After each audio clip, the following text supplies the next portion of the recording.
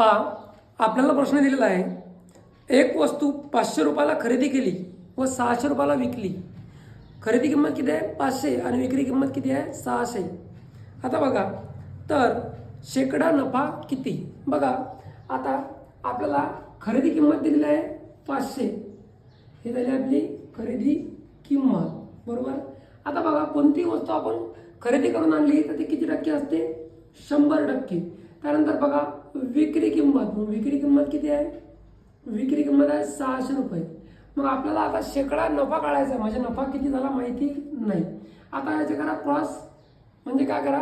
तिरकाच गुणाकार करा, बरोबर. मग करा 600 गुणिला 100. मग 600 गुणिला 100 भागेला 500 बरोबर x.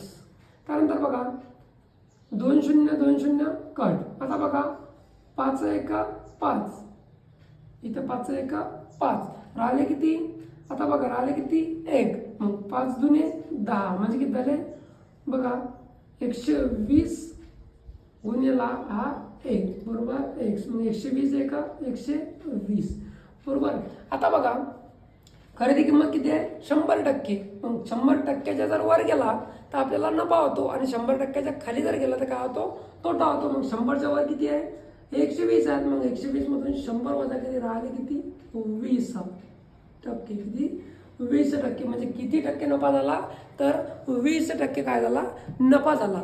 अशाच प्रकारचा प्रश्न तुम्हाला दिसतोय, त्या प्रश्नाचं उत्तर तुम्हाला कमेंट करून सांगायचे आहे. आणि व्हिडिओ आवडल्यास व्हिडिओला लाईक करा, शेअर करा आणि आपल्या अशाच नवनवीन व्हिडिओसाठी आपल्या चॅनलला सबस्क्राईब करा.